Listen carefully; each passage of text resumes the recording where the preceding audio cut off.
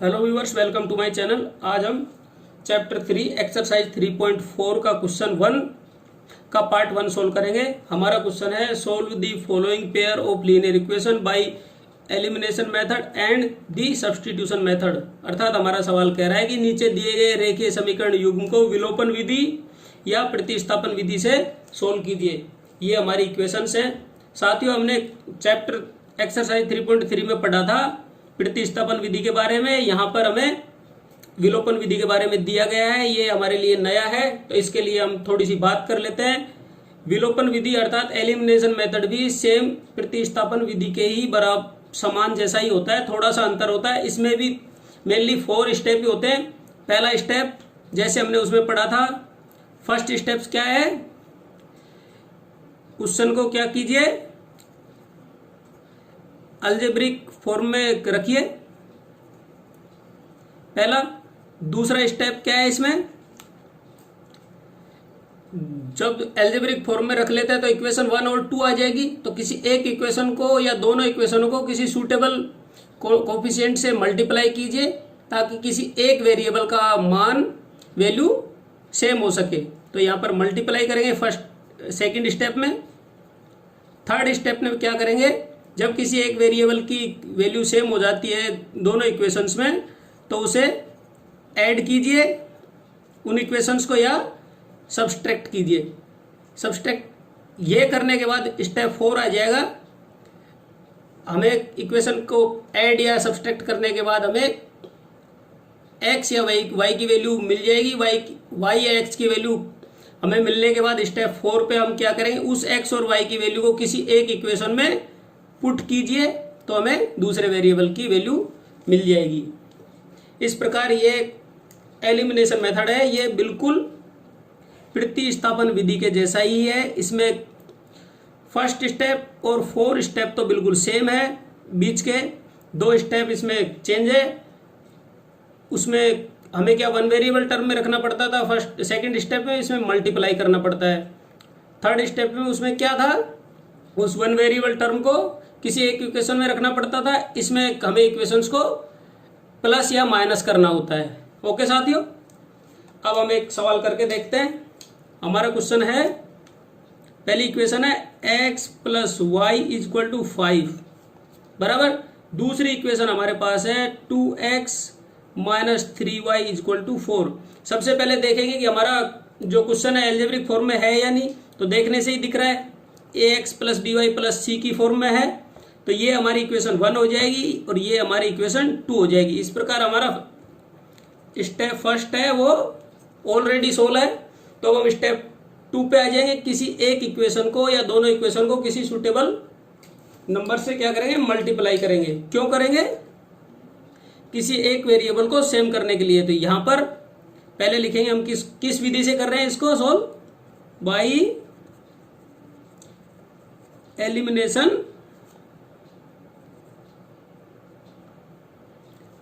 Method है ना, elimination method. इसे हम विलोपन विधि से सोल्व कर रहे हैं। तो क्या करेंगे, ये हमारा सेकंड स्टेप आ जाएगा। सेकंड स्टेप में हमें क्या करेंगे, यहां पे लिखेंगे multiply equation 1 by coefficient 2। Equation 1 को गुणांक 2 से मल्टीप्लाई करने पर। तो इक्वेशन 1 हमारी है x + y = 5। इसको 2 से मल्टीप्लाई करना होगा। तो यहां हम 2 से मल्टीप्लाई कर लेते हैं।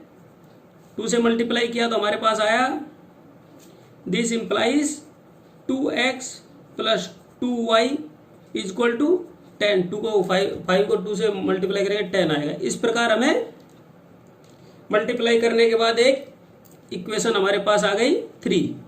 ये हमारी इक्वेशन 3rd आ गई। स्टेप 2 हमारा सोल्व हो गया। अब हम स्टेप 3rd पे आएंगे।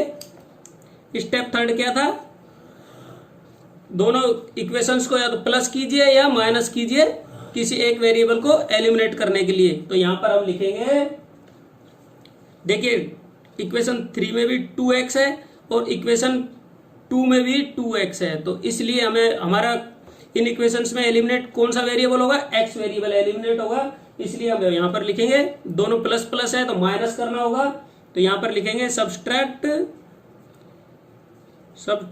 Equation 2 from equation 3 to eliminate x को एलिमिनेट करने के लिए इक्वेशन 2 को इक्वेशन 3 में से घटाइए, तो हमारी इक्वेशन 3 क्या है, 2x plus 2y equal to 10, ये इक्वेशन 3 है। और दूसरी इक्वेशन हमारी क्या है, 2x minus 3y equal to 4। हमें यहाँ पर क्या करना था, घटाना है, तो घटाने के लिए साइन चेंज हो जाएंगे, ये प्लस का माइनस हो जाएगा, ये माइनस का प्लस हो जाएगा, ये प्लस का माइनस हो जाएगा। तो यहाँ पर देखिए 2x से कैंसिल हो जाएगा और 2y प्लस 3y कितना हो जाएगा, 5y, और 10 में से -4 गया तो 6 बच जाएगा। देन y इक्वल टू हमारे पास आ जाएगा 6/5। y का मान हमें क्या मिल गया, 6/5। तो अब हम स्टेप 3 में y की वैल्यू कर ली, तो अब हम स्टेप 4 में जाएंगे। हमारा स्टेप 4 क्या है, put this value y in equation 1, अर्थात जो y या 1 वेरिएबल की हमें जो वैल्यू मिलेगी उसे किसी भी एक इक्वेशन में रखिए और दूसरे वेरिएबल की वैल्यू प्राप्त कीजिए। तो हमने इक्वेशन 1 में रखने के लिए बोला है, तो यहाँ पर लिखेंगे x, इक्वेशन 1 है हमारी x प्लस वाई, तो y की जगह हमें लिखेंगे 6/5 इक्वल टू 5 बराबर, इसको ट्रांसपेरेंसी करेंगे अर्थात पक्षांतरण करेंगे, तो x इक्वल टू 6/5, ये 5 माइनस 6/5 आएगा। एलसीएम लेंगे 5 इसका, तो 5 5 25 माइनस 6 देन इक्वल टू बराबर, सॉरी यही रहेगा, तो यहाँ पर आएगा then x equal to 25 minus 6/5 then 19/5। हमारे पास x की वैल्यू क्या आ गई, 19/5। इस प्रकार एलिमिनेशन मेथड से हमें x और y की वैल्यू क्या मिली, हेंस यहां पर लिखेंगे hence the solution of this pair x equal to 19/5 and y equal to 6/5। यही हमें प्राप्त करना था, ये हमने इसको एलिमिनेशन मेथड से सोल्व किया। ठीक इसी प्रकार हम इस सवाल को किससे सोल्व करेंगे, सब्स्टिट्यूशन मेथड से। सब्स्टिट्यूशन मेथड में भी इक्वेशन 1 एंड 2 हमारे पास दी हुई है, ये इक्वेशन 1 है और ये इक्वेशन 2 है। सब्स्टिट्यूशन मेथड में क्या था, एल्जेब्रिक फॉर्म में रखना था, तो स्टेप फर्स्ट ऑलरेडी सोल्व है हमारा। स्टेप सेकंड में आएंगे, स्टेप सेकंड में क्या करना है, किसी एक इक्वेशन को 1 वेरिएबल टर्म में लिखना है, तो यहां पर लिखेंगे हम फ्रॉम इक्वेशन 1 को 1 वेरिएबल टर्म में लिखेंगे, तो x equal to 5 minus Y बराबर 5 माइनस वाई, ये हमारी इक्वेशन 3 आ गई। फिर हम स्टेप 3 पे आ जाएंगे, स्टेप 3 पे ही आना था ना प्रतिस्थापन विधि में। स्टेप 3 में हमें क्या करना था, substitute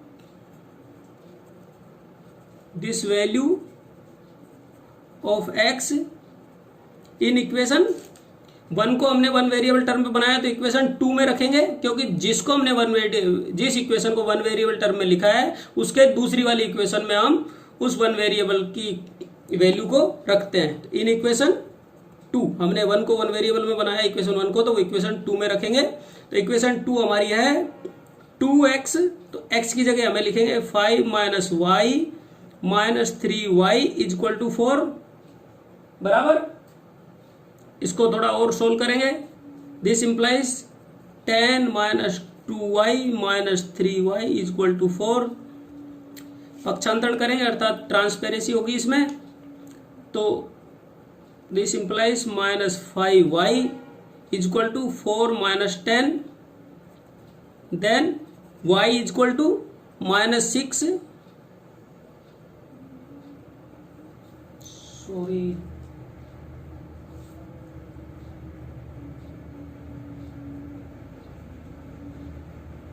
y equal to minus 6 upon 5।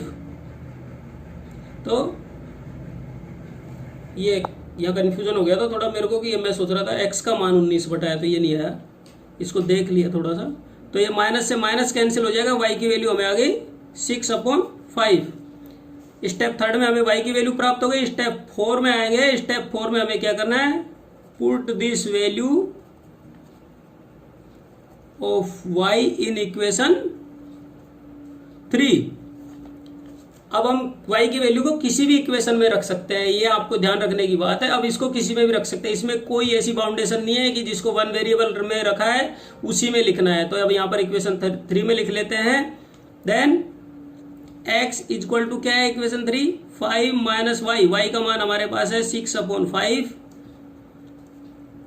यहाँ पर इसका एलसीएम लेंगे 5 एलसीएम लिया तो 5 5 जो 25 माइनस 5 1 जो 5, 1 को 6 से मल्टीप्लाई करेंगे तो 6 आएगा। Then 25 minus 6 upon 5, then x equal to 25 में 6 गया तो 19, और यहाँ पर 5 ऐसा का ऐसा लिख देंगे। तो ये इस प्रकार हमारे पास ये हमें x की वैल्यू प्राप्त हो गई और ये हमें y की वैल्यू प्राप्त हो गई। ये किसके द्वारा मिली हमें, सब्स्टिट्यूशन मेथड। हेंस यहां पर भी हम यही लिखेंगे, hence the solution of this pair क्या है, x equal to 19 upon 5 and y equal to 6 upon 5। यही हमारा आंसर था दोनों में। ओके साथियों, पढ़ाई आसान है, कहीं भी किसी भी तरह की प्रॉब्लम नहीं है, बिल्कुल आसान है। आप इसको कीजिए, नहीं होता तो मेरे को कमेंट बॉक्स में लिखिए। थैंक यू साथियों, keep learning with 1-2। Thank you.